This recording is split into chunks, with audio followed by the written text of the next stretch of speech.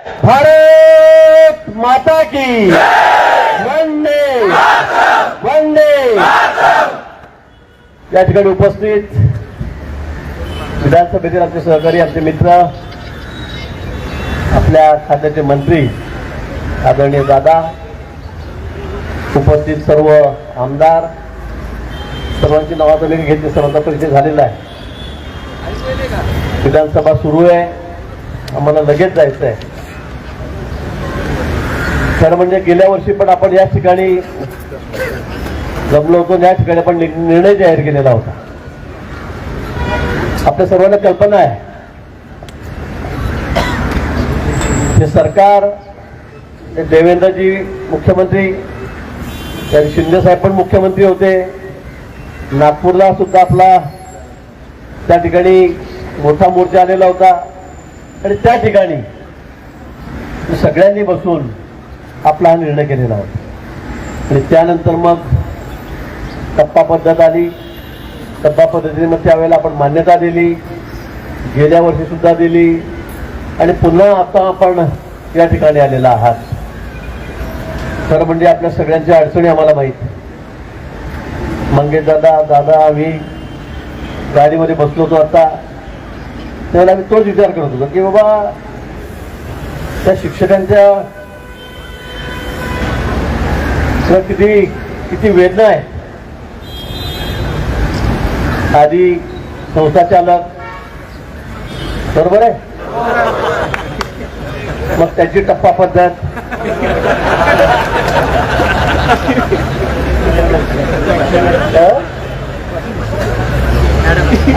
Department काय जाऊ द्या, आता ते बरंच आहे, पण शिक्षणदानाचं काम तुम्ही त्या ठिकाणी करत आहात, पवित्र असं कार्य आपल्या हातून होत आहे। पण अशाही परिस्थितीमध्ये कशा पद्धतीने आपली हेडसाड होते आहे याची मला कल्पना आहे। आणि मला खरं म्हणजे माझं खातं नाही आहे, तर प्रत्येक वेळेला दादा तर आता मंत्री झालेत, पण त्या पूर्वीपासून मी असेल, मंगेश दादा आहेत, आपले सगळे शिक्षक आमदार आहेत, आम्ही तुमच्या संपर्कामध्ये आहोत सतत। आपण इथे आला की आम्ही या ठिकाणी येत असतो आणि या मागचं कारण एक दुसरं असं आहे की मी सुद्धा त्या शिक्षकाचा मुलगा आहे। माझे वडील शिक्षक आहेत, आपल्या सगळ्याच काही शाळेमध्ये शिक्षक होते आणि त्यांचा मी मुलगा आहे।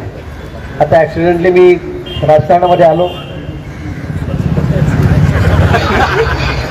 मी संघाचा स्वयंसेवक, नंतर मग महाविद्यालयात गेल्यावर विद्यार्थी परिषद, नंतर बाहेर पडल्यावर युवा मोर्चा आणि लगेच बाहेर पडल्याबरोबर सरपंच झालो गावाचा जामनेरला आणि नंतर 95 पासून 3 वर्षात आमदार झालो, एकदा, दोनदा, तीनदा, चारदा, पाचदा, सहादा, 7वेळा आमदार झालो। आणि म्हणून घाबरू नका, आपल्या मुलांनाही संधी आहे, शिक्षकाच्या मुले आमदार मंत्री होतात ना। 7 वेळा मी सगळ्यात सिनियर आहे बीजेपी मध्ये आणि मी आमदार या ठिकाणी झालो आणि म्हणून मला आपल्याविषयी अधिक सहानुभूती आहे। गेल्या वेळी सुद्धा आपण पाठपुरावा करून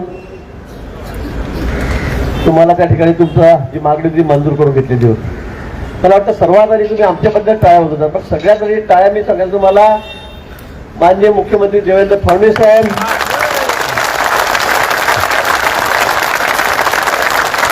आपले नेते माननीय एकनाथजी शिंदे साहेब आणि आपल्या उपमुख्यमंत्री सुमित्राताई पवार। हा सोपा विषय नाही आहे मित्र, हा विषय सोपा नाही आहे। सगळे अधिकारी ज्यावेळेला येऊन बसले, आता आम्ही मिटिंगला बसवतो 2-3 जण, मुख्यमंत्री महोदय आम्हाला घेऊन बसले, आम्ही फायनान्स सेक्रेटरीला बोलवलं, त्यावेळेला ते म्हणजे शक्यच नाही, आपण देऊ शकत नाही। आम्ही म्हटलं काहीतरी मार्ग, नाही साहेब 5 वर्ष बोलूच नका, 5 वर्ष बोलू नका, असं कसं चालेल?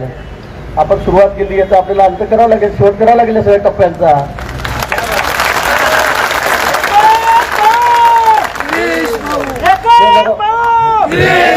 नाही मुख्यमंत्री समजलं मारतील मला, उपमुख्यमंत्री हातील आम्हाला निर्णय त्यांचा आहे।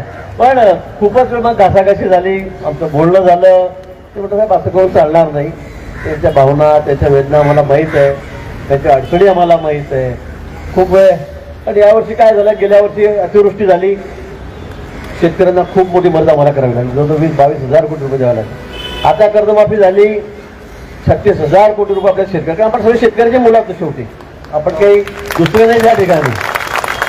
36,000 कोटी रुपये सरकारने आता मदत केलेली आहे. त्याची सुरुवात आता उद्या परवा होणार आहे वाटप करायला. आणि आता पुन्हा अल्निनो आहे, आता पुन्हा बघितलं आपण 7-8 जिल्ह्यामध्ये केवढं नुकसान झालेलं आहे, त्यांचे पंचनामे सुरू आहेत. शेतीचे तर अजूनही कारण पेरण्या नाही आहेत, पण केव्हा काय संकट येईल अचानक, काय नैसर्गिक आपत्ती येईल हे काही सांगता येत नाही. आणि म्हणून खर्चही तेवढेच चाललेले आहेत. मग आता पैसे द्यायचे कुठून? जवळपास 1,000 कोटी रुपये आपल्याला या ठिकाणी लागणार आहेत, बरोबर आहे ना. 1100 कोटी रुपये आपल्याला द्यावे लागणार आहेत. आणि खरंच सांगतो की सरकार, आम्ही तो व्यवस्था करतो, देवेंद्रजी आहेत, एकनाथजी आहेत, आमचं सगळं सरकार आहे, पवारजी आहेत, पण शेवटी पैशाच्या ठिकाणी पैसाच लागतो. ते काय अचानक कसे 5,000 कोटी आणले, 10,000 कोटी कसं होते. आणि आपल्याला कर्जाच्या मर्यादा आहेत, असं नाही आहे की कर्ज काढत राहा, घ्या कर्ज, त्यालाही सुद्धा इन्कमच्या पर्सेंटेज तेवढंच ते घेता येतं, त्याच्यावर कर्ज सुद्धा घेता येत नाही. आणि म्हणून मला असं की खूप अडचणी आहे. तुम्ही समजून घेताय ना अडचणी, 5 वर्ष हरकत नाही.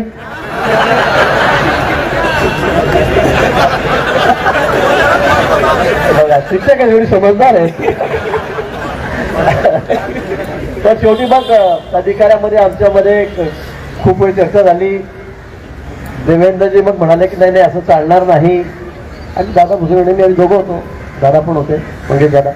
आणि मग शेवटी आता थोडं 19-20 तुम्हाला आम्हालाही करावं लागेल, थोडंसं या बाबतीमध्ये आपला कॉम्प्रोमाइज करावं लागेल. आपलं म्हणणं होतं की आता तुम्ही आम्हाला त्या टप्पा, आम्ही आग्रह धरला सगळ्यांनी की नाही आताच द्यावा लागेल. पण एक थोडा अदला मधला निर्णय आपण या ठिकाणी केलेला आहे.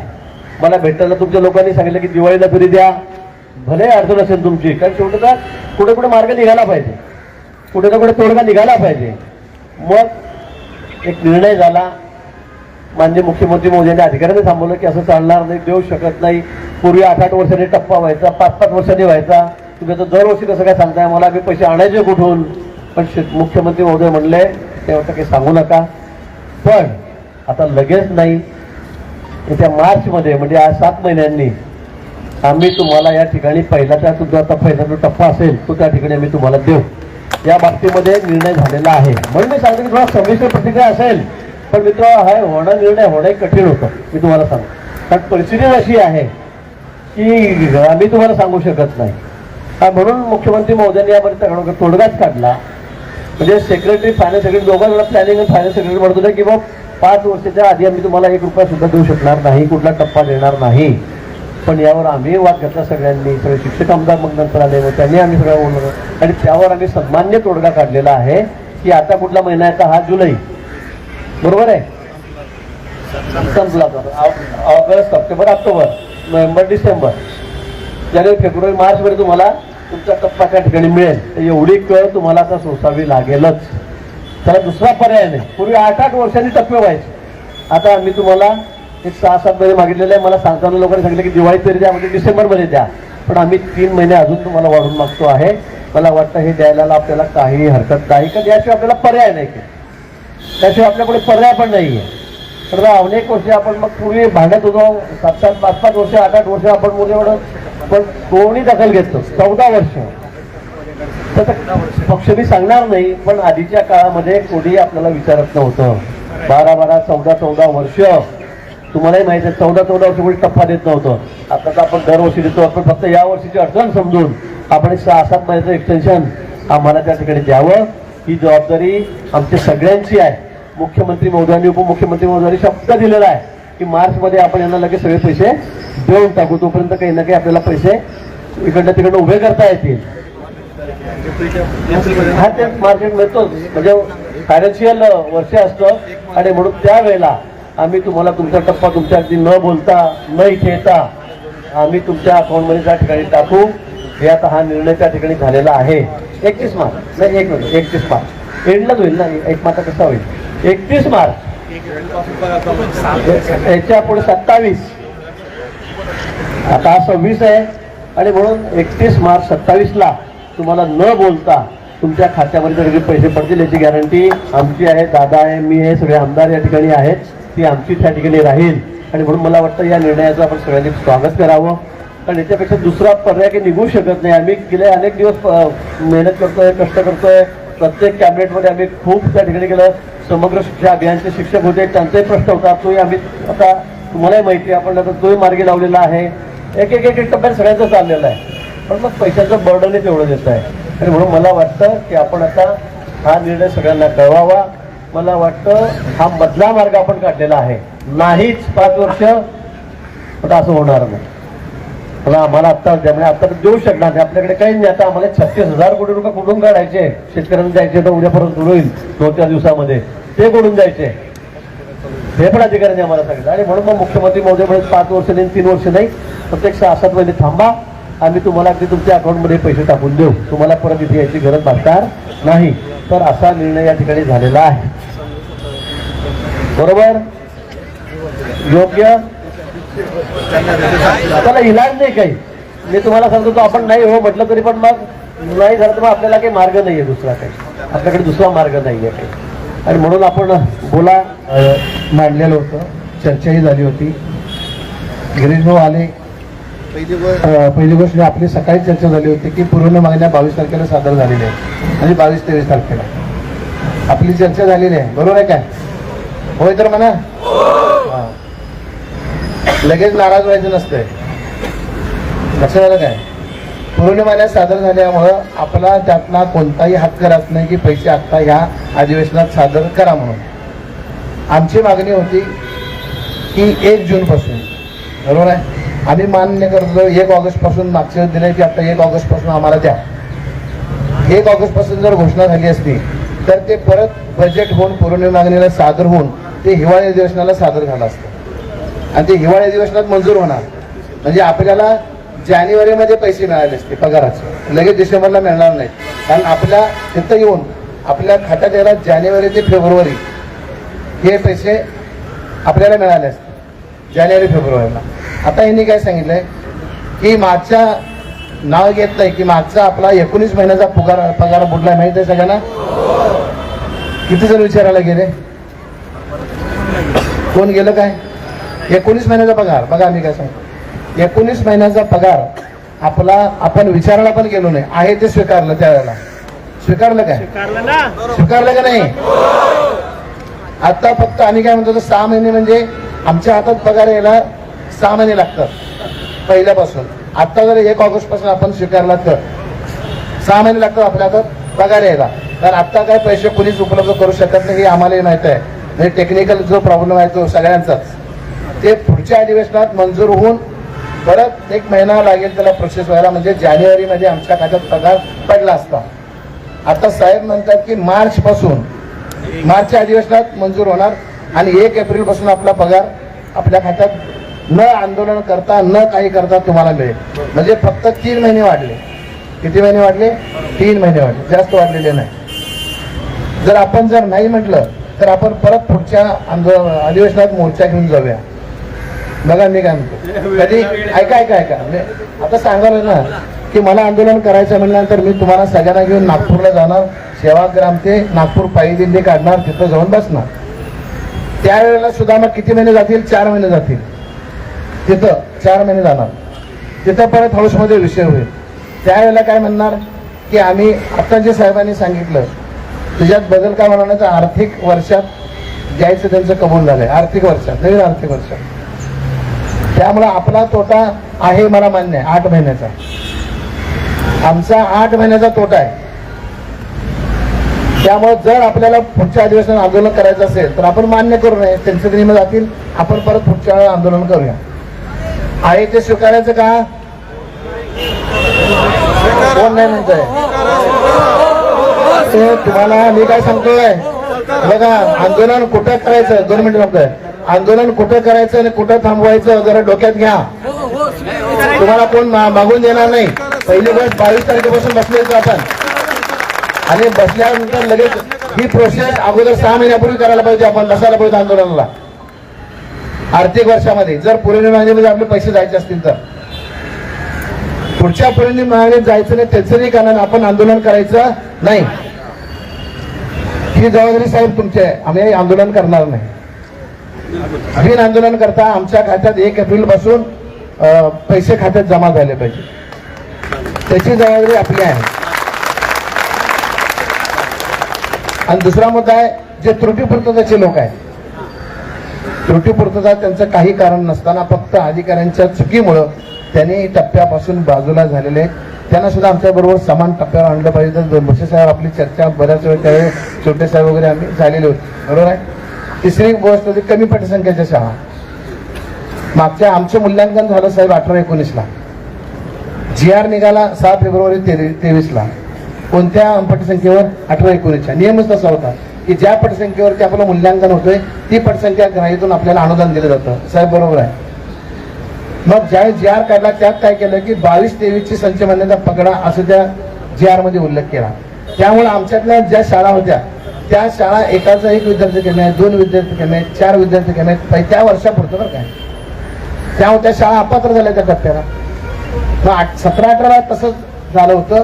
शासनाने ज्यावेळी पत्र काढलं होतं 18-19ला की जर 17-18ची पटसंख्या नसेल तर 18-19ची पटसंख्या ग्राह्य धरून त्यांना त्या 18-19 पासून पगार द्या. तसं तुमचं एक परिपत्रक आता आम्ही एवढं 7 महिने सोचतोय आमचा पगार, बरोबर आहे. ते तेवढं माझी विनंती आहे भुसे साहेब की ती पटसंख्येचा विषय जो आहे तो मिटवला पाहिजे. कारण आम्ही त्याच्या आमचा नाही ना, आणि त्रुटीपूर्ततेचा सुद्धा विषय समान टप्प्यावर आले पाहिजे आमच्या बरोबर. कारण त्यांचं नुकसान झालंय. म्हणजे काही आम्ही तर 80त आहे, ते पण 80त पाहिजे, पण ते 60 मध्ये. आता जर ते 60 मध्ये असतील तर तुम्ही जे एप्रिलला देणार आहे मला 100% मिळत असतं तर 60 महिन्यांना सुद्धा डायरेक्ट 100चा टप्पा तुम्ही द्या, काहीच नाही होणार आहे. म्हणजे माझं मत आहे असं. कारण त्यात एवढं काय बजेट वाढणार नाही आहे. टोटल बजेट खर्च तेवढाच आहे. 1100 कोटीमध्ये मागचे 970 का 800 850 कोटी खर्च झाले, वरचे 200-250 कोटी शिल्लकच होते. ते वाटलं तर ऑफिशियली बघू शकताय. मग आमच्यात तो टप्पा आम्हाला समान टप्प्यावरती आणा ना भुसे साहेब. एवढी तरी विनंती आमची मान्य करा. आम्ही ठीक आहे 7 महिने आम्ही मान्य करतो एप्रिलला चव्हाण साहेब. ह्याच्यात काय आमचा कुणाचाही स्वार्थ नाही, कारण ते आहे 80%वर. परंतु कागदोपत्री चुकीचं आणि मुदतीमध्ये त्रुटीपूर्तता केलेली असताना देखील ते 1 टप्पा मागे राहिले. म्हणजे जे 60 आहेत ना ते डायरेक्ट 1 एप्रिलला आमच्या बरोबर 100% देत. आम्हाला काही अडचण नाही या बाबतीत. तुम्ही भूमिका दोघांनी पण नाही. आणि सर खरंच काय हा हो नाही ते नाही बरोबर आहे. कारण हे जे आहे ना हे चुकीच नाही ना, कोणाची चुकी नाही. आणि पटसंख्येचा जो विषय आहे ना, भौगोलिक परिस्थिती आणि जर आता बघितलं 1 मुलगा फॅमिलीला आता आहे, 1च मुलगा आता, दुसरा नाहीच चुकून असला तर. मग त्या प्रमाणात संचमानीची पटसंख्या तर कमी करायला पाहिजे. 35-40 कसं विलो आणि गल्लोगल्ली शाळा सोयीमार्ग सुरू झाल्या, त्याचा आमचा काय दोष आहे? मराठी शाळा बंद पडतात, इंग्रजी माध्यमात शाळा वाढतात, तो दोष आमचा आहे का? मग त्या प्रमाणात संचमानाचं सुद्धा खाली यायला पाहिजे. त्याचं काय तर धोरणात्मक आपण साहेब सगळ्यांनी ठरवायला पाहिजे. तो विचार करायला म्हणजे आमच्या कधी शाळा पात्र होणार नाहीत. मग वाढलं तर द्या ना तुम्ही. म्हणजे 22-23ला नाहीत ना तर अजूनही सांगतोय आम्ही 23-24ची पटसंख्या ज्यांची असेल त्यांनाच ग्राह्य धरा. आज जर 23-24ची नसेल तर 24-25ची आज म्हणजे जे असेल 24-25 ग्राह्य धरून समान टप्प्यावर त्याही शाळा आल्या पाहिजेत एवढीच विनंती करतो. आणि तुम्ही जो निर्णय घेतलाय तो सगळ्यांच्या वतीनं मी मान्य करतो.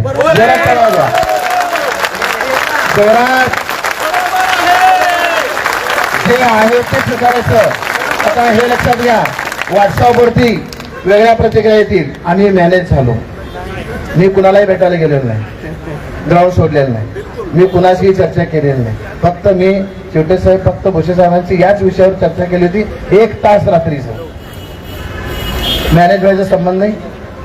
जे कुणी बोलत असतील आम्हाला पोटायला पाहिजे, भले 7 महिने आम्हाला लेट असेल. परंतु जर पुढच्या अधिवेशनात हिवाळी अधिवेशनात मला नाही वाटत तुमची एवढी सुद्धा संख्या त्या आंदोलनाला येईल. तिथं आम्ही फेल गेलो तर मग ह्यांना परत तुम्ही विचारायचं नाही, परत म्हणा ठीक आहे बाबा म्हणून मागं निर्णय आपण म्हणजे मान्य केला असता तर बरं झालं असतं. मग त्याच्या अगोदर जो पण आपल्या हातात आहे फक्त जरा लेट होईल. 7 महिने सोसायटी तयार आहे काय? जे तुमच्या नशिबातच नाही आहे, जे तुमच्या नशिबातच नाही आहे, 7 महिन्याचा पगार सोसायटी तयार आहे काय? अरे माझा हात वर करा. जे ऐका, जे नाही म्हणाले ते म्हणतात नंतर बघा, तुमचं विश्लेषण आहे ते आम्हाला सांगा. प्रचलितचं सांगितलंय, प्रचलितचं सांगितलेलं आहे, सांगितलेलं मी विनंती केलेली आहे. विशेष आहे प्रचलित ऐका, मी परत एकदा सांगतो की आम्हाला महाजन साहेब, आम्हाला वारंवार मैदानात येऊन आंदोलन करायची वेळ येऊ देऊ नका. तुम्ही मागच्या वेळेस शब्द दिला होता, इथून पुढे तुम्हाला आंदोलन करण्याची गरज नाही. तरी पण आम्ही आंदोलन केलं पहिल्या दिवसापासून ते शेवटच्या दिवसापर्यंत. आता फक्त त्या 19 सप्टेंबर 2016 मध्ये जो सरसकट शब्द घातलाय तो त्यातला काढला पाहिजे. येणारा जो आदेश असेल त्याच्यामध्ये प्रचलित टाकावा. आणि ते साहेब म्हटले की बाबा मागच्या मंत्रिमंडळाने टाकलाय, परंतु 15 नोव्हेंबर 2011चा जो ज्या GR वरती आमचं आता मूल्यांकन झालं, ज्या GR वरती आम्हाला अनुदान मिळतंय तो GR अधिक्रमित केलेला नाही, म्हणजे तो GR जिवंत आहे आणि त्यामध्ये प्रचलित आहे. बरोबर का सर? मग तोच फॉलो करा ना. माझी हात जोडून विनंती आहे साहेब, प्रचलित शब्द टाका प्लीज. हात जोडून परत आम्हाला यायला नको पुढच्या टप्प्याला, काहीही करा. आणि याचा शब्द आम्हाला तुम्ही द्या, प्रचलित डॉक्टर. त्यात काही अवघड नाही. बजेट साहेब वाढत नाही, काय नाही. आमचं आता 100% झालं की तुम्ही त्यात आम्ही जातो ना दुसरीकडं, राहतं ना बजेट परत. आणि थोड्या ज्या शाळा आहेत, सगळ्यात जास्त शाळा त्या 80% टप्प्यामध्ये आणि नंतर कमी कमी होत जाते. तेवढा शब्द भुसाचा तुमच्याकडनं पाहिजे. ह्याला तुम्ही आता नाराज करू नका, अजिबात नाराज करू. एवढं आम्ही आता 8 महिने स्वस्त, 8 महिने स्वस्त. आम्ही स्वस्त म्हणजे काय नव्हतंच आमच्याकडे, नाही काय नव्हतंच. बघा सर, वस्तू जी आहे, जो कोण विरोध करेल मी तुम्हाला सांगतोय, व्हॉट्सअपवर घरात बसून काय टाकणार मला माहित आहे. बरोबर आहे? शासनाच्या विरोधात, आमदारांच्या विरोधात, माझ्या विरोधात सगळ्यात जास्त असणार आहे. अजिबात नाही. नाही तू म्हणतोस रे, बाकीचे जे काय, बरोबर. त्या व्यक्तीला आहे का, अशा व्यक्तीला तुम्ही तिथंच व्हॉट्सअपवरती उत्तर दिलं पाहिजे. नाही नाही नाही नाही, फक्त ऐका, ऐकून सांगतोय का, देणारा कोण आहे बघा. आम्ही आंदोलन नाही नाही बोलायचं, सब बसायचं. फक्त देवेंद्र फडणवीस साहेबांचाच विजय करायचा, भुसे साहेबांचा विजय करायचा, महाजन साहेबांचा विजय करायचा, एकनाथ शिंदे साहेबांचा विजय करायचा आणि पवार ताईंचा विजय करायचा. अजिबात कोणाचा कुठल्या नेत्याचा विजय करायचा नाही. आणि हे सगळे आपले आमदार ज्यांनी पहिल्या दिवसापासून प्रयत्न केले, त्याच्यामध्ये म्हात्रे साहेब आहेत, अभ्यंकर साहेब आहेत, छोटे साहेब आहेत, सावंत साहेब आहेत, देशपांडे साहेब आहेत आणि सगळ्यात मोठी भूमिका संकट मोचन साहेबांच्या बरोबर आमचे चव्हाण साहेब आहेत. काहीच नव्हतं. लक्षात घ्या, नशीब आपलं की साहेब परत आले त्या पुण्यातून. आम्ही निसर्गानं आम्हाला साथ दिली, पाऊस बंद झाला. जर पाऊस चालू झाला असता तर आपत्तीपेक्षा मोठं शिक्षण नाही हे शासनानं सांगितलं असतं आणि आम्हाला 0 दिला असता. 0 लक्षात घ्या. म्हणजे परमेश्वरानं आपल्याला साथ दिली. पाऊस थांबवला, दरड कोसळी थांबवली, रस्ते सुरू झाले. याचा विचार करा, रेड अलर्ट होता तो पण कमी आला. म्हणजे परमेश्वर सुद्धा तुमच्या पाठीशी आहे, कारण तुम्ही प्रामाणिकपणे काम करताय. प्रामाणिकपणे तुमची मागणी प्रामाणिकपणे आहे. फक्त आपल्याला 8 महिने पगार लेट मिळतोय, परंतु थेट मिळणार आहे. कळलं? खात्यावर. फक्त माझी एकच भुसाची विनंती आहे की त्रुटी पूर्ततावाल्यांना, अरे बाबांनो, प्रचलितचं चाललं बोलतात की बसेस आहे, का गडबड करायला आहे. GR आता ऐका, GR काढायचा असतोय, GR काढायचा असतो. तुमचा 2 पाण्याचा GR काढला म्हणून मागचा 14 ऑक्टोबरचा GR रद्द केला. काय केलं तुम्ही सांगा ना. 14 ऑक्टोबर 2024चा GR काढला, बरोबर आहे. त्याच्यामध्ये त्रुटी पूर्तताना सुद्धा न्याय द्यायचं होतं, तो रद्द केला. काय केला तुम्ही सांगा बरं. अरे तो उभा माणूस समोर असताना, एवढी मोठी माणसं असताना, मीडिया आहे, लाईव्ह चालू आहे, त्यांना जनतेला उद्या तोंड द्यायचं ना. आणि परत 4-5 महिन्याने 5 विभागातल्या निवडणूक आहेत विधान परिषदेच्या. शिक्षकांना नाराज करतील काय? नाही नाही, वस्तुजा नाही नाही, वस्तुजा आहे, लक्षात घ्या. कारण शिक्षकच ठरवतो कोणाला वरती बसवायचं, कोणाला खाली आणायचं. आणि तुम्ही एवढं काम आमचं केलं म्हणून तर आपण सत्तेत आहात आणि राहणार आहात, त्यामुळे तुम्हाला नाराज करणार. राजकारणाच्या ठिकाणी इथं लक्षात घ्या, आपल्याला कोणतं राजकारण करायचं नाही. फक्त माझी विनंती आहे, प्रचलित साहेब, प्रचलित आणि कमी पटसंख्या शाळा हे 2 मुद्दे त्याच्यावर जोडा. आम्हाला कुणालाच काय अडचण नाही. अरे बाबा म्हटलं ना त्रुटी आणि ते काय लावलाय तुम्ही सांगितलं की बघा, तुम्ही वर्षानुवर्ष आंदोलन मोर्चेत आलेले एक प्रकारे शिक्षक कम मोर्चेकरी झाले. एवढे वर्ष तुम्ही त्रास सहन केला, पण 4 टप्पे तुम्हाला देवेंद्रजींच्या नेतृत्वात मिळाले हे मान्य करावं लागेल. त्यामध्ये मागच्या 2 टप्प्यांमध्ये गिरीश भाऊंची भूमिका तुम्ही सगळ्यांनी पाहिली. आता बघा, एखाद 2 जण काही बोलणं, काहीतरी कोणाला काही बोलणं हा भाग सोडून द्या. काल परवापासून माझ्याकडे तो स्क्रीनशॉट आहे. गिरीश भाऊंचा रात्री 3:38 फोन होता. पुण्याहून मी निघतोय ते शिक्षकांचं. तुम्ही 3:38 तो फोन केला, मी काही उचलला नाही. सकाळी विचारलं म्हणजे शिक्षकांचं सकाळी. आज दादा भुसेजी तुमची वस्तुस्थिती सांगतो. एकनाथ शिंदे साहेब वरती बोलायला गेले, त्यांना निरोप पाठवला. तुमचे शिक्षक प्रतिनिधी मंत्रालयात काही लोक होतील. जवळजवळ 3.5 तास देवेंद्रजींच्या कॅबिन मध्ये बसून दादाजी भुसे साहेब असतील, गिरीश भाऊ असतील, मंगेश शेवटे तुम्ही तिथं साक्षीदार होते, म्हात्रे साहेब तुम्ही तिथं होतात की बाबा एखादा निर्णय घ्यायचा असेल तर मुख्यमंत्र्यांच्या परवानगीशिवाय कुठलाही निर्णय कोणीही मंत्री असा डिक्लेअर करू शकत नाही. ती राज्यात तशी व्यवस्थाही नसते. आणि आज हे सगळं करत असताना ही जी मंडळी प्रयत्न करते, आता या प्रयत्नामागे अगोदरही लोक आमदार झालेत, मंत्री झालेत. तुमच्या हातात फक्त राजकारणासाठी येऊन फक्त भावनिक बोलणं वेगळं आहे, पण रिझल्ट ओरिएंटेड काही करायचं असेल तर निकाल लावणारी, निकाल देणारी माणसं असली पाहिजे. आज असं समजा की 70% वेळ आज मुख्यमंत्र्यांच्या कॅबिन मध्ये ह्याच विषयावर गिरीश भाऊंनी असतील, दादा भुसे साहेबांनी तिथं दिला.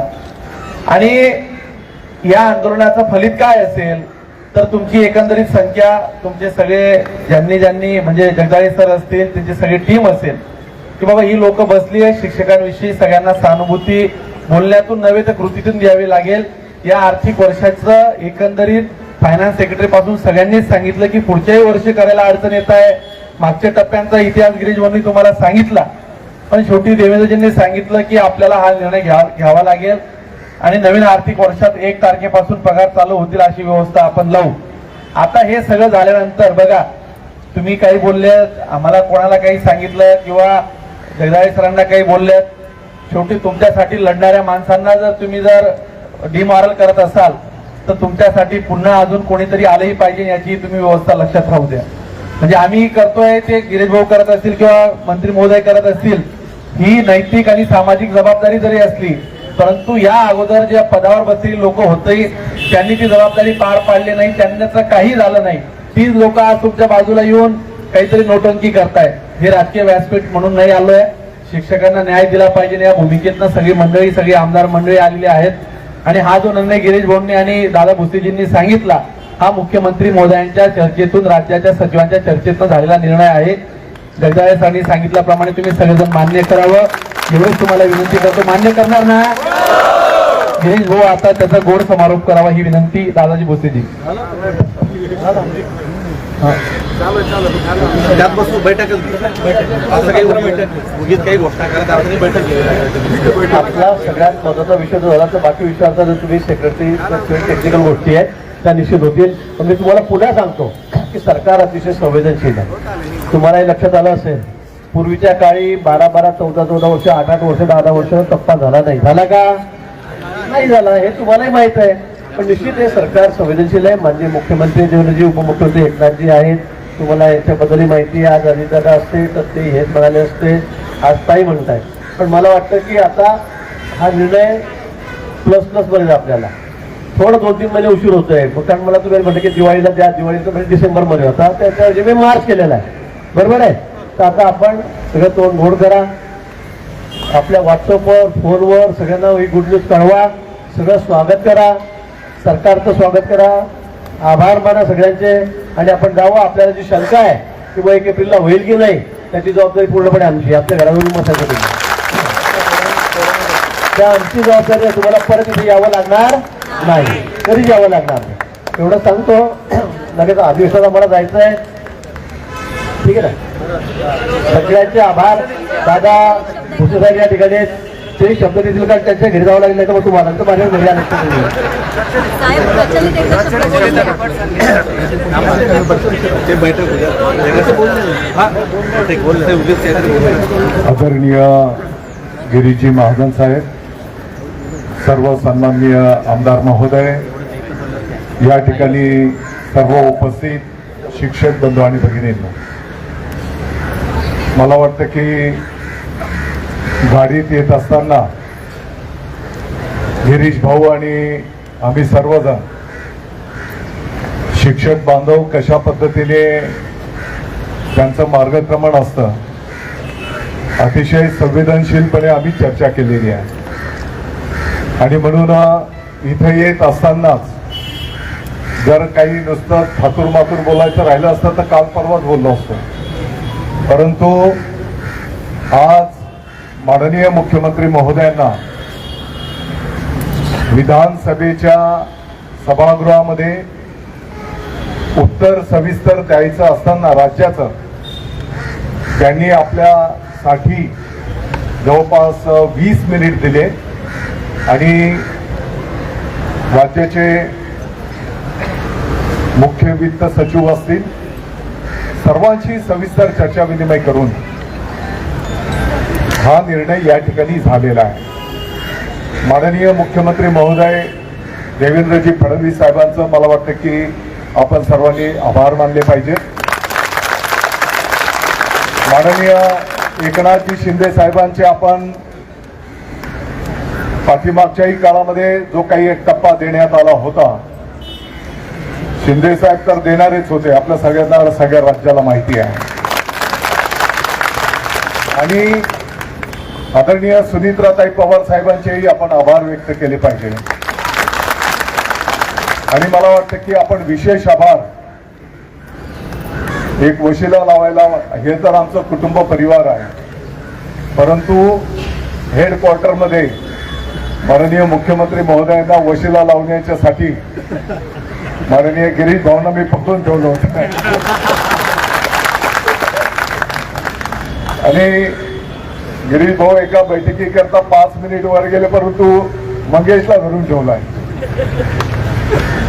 मला वाटतं की आपल्या सर्वांना माहिती आहे की ज्या आर्थिक परिस्थितीतनं आपलं राज्य आणि संकटांना तोंड देत आपण मार्गक्रमण करतो आहोत. शेतकऱ्यांचे, जसं भाऊंनी सांगितलं की शेतकऱ्यांच्या कर्जमाफीच्या संदर्भातला विषय असेल, अवकाळी पाऊस, होणाऱ्या दैनंदिन घटना, आणि म्हणून मुख्यमंत्री महोदयांनी 31 मार्च ही आपल्याला म्हणजे बजेट अधिवेशन की ज्याच्यामध्ये या संदर्भातली आर्थिक तरतूद केली जाईल असा शब्द आपल्या सर्वांना त्या ठिकाणी दिलेला आहे. मी या महायुती सरकारचा आपल्या सर्वांच्या वतीने आभार व्यक्त करतो. त्याच्यासोबतच आपले जे काही मुद्दे आहेत, पटसंख्येचा त्रुटी पूर्तता, प्रचलित, तर मी आता नवीन शिकायला घेतलेलं तर या संदर्भामध्ये आपण येणाऱ्या 15 दिवसाच्या आत, महिन्याभरात आपण बैठक लावू. त्या बैठकीला तुमचेही प्रतिनिधी बोलू. शिक्षक आमदार महोदयांना शब्द दिलेलाच आहे बैठक लावण्याचा, आणि त्या बैठकीमध्ये या सर्व बाबी आपण तपासून घेऊ. आणि हे सर्व आमच्या कुटुंबाचे सदस्य आहेत. विद्यार्थी हे आमच्या कुटुंबाचं दैवत आहे आणि हे सर्व आमच्या कुटुंबाचे सदस्य आहेत. हे तर टप्पाचा निर्णय तर झालेलाच आहे, परंतु त्याच्या पलीकडे जाऊन हे जे आमच्या कुटुंबाचे सदस्य आहेत, पाठीमागच्याही काळातले काही निर्णय तुम्ही बघितले असतील आणि येणाऱ्याही काळातले निर्णय तुम्हाला पाहायला मिळतील की तुमची वेठ बिगारी, आपली जी काही एक दहशत असते, मग सेवानिवृत्त होताना पण मला काही त्रास होईल का, ही सर्व दहशत मोडून काढण्याचं काम शिक्षण विभाग करेल. आणि ते कृतीमधून तुम्हाला दिसेल. मला वाटतं की वेळेचं भान आपण ठेवूया. परत एकदा मी आपल्या सर्वांचं या ठिकाणी आभार व्यक्त करतो आणि सर्वांना जाता जाता विनंती करेन. मला माहिती आहे की हा क्षण काही फार उपदेश करण्याचा आपण पटसंख्या वगैरे बोलले, परंतु आजही आमच्या अनेक शिक्षक बंधू भगिनी आहेत की त्यांच्या शाळेमध्ये प्रवेशाच्यासाठी आम्हाला विनंती करावी लागते. त्यांच्या शाळेचा तेवढा पट पण नाही, तुकडी वाढवावी लागते, असे पण आहे. आणि एकीकडे आपल्यावर, आपल्या या कुटुंबावर टीका होते, मराठी शाळा बंद पडतायत, पटसंख्या घटते आहे. हे एक आपल्या सर्वांच्या समोर आव्हान आहे. आणि म्हणून मला माहिती आहे रिकाम्या पोटाने या गोष्टींना आपल्याला सामोरं जाता येणार नाही, याही गोष्टीची जाणीव आहे. आणि म्हणून येणाऱ्या काळामध्ये आपले जे जे काही प्रश्न असतील ते सोडवण्याचं काम आपला विभाग त्या ठिकाणी करेल. आणि जेव्हा जेव्हा गरज पडली शिक्षण विभागाला तर संकट मोचनाला पुढे करून म्हणजे आर्थिक बाबींशी संबंधित जो विषय असेल, बाकी आमच्या या कुटुंबाला त्रास देणारे जे आहेत त्यांचा बंदोबस्त करायला विभाग सक्षम आहे, ते बरोबर करू आपण. परंतु जिथे जिथे आम्हाला आवश्यकता पडेल तर निश्चितपणे माननीय गिरीश भाऊ आपल्या सोबत असतील हा विश्वास व्यक्त करतो. परत एकदा आपल्या सर्वांचे मी आभार व्यक्त करतो. जय हिंद, जय महाराष्ट्र. धन्यवाद साहेब.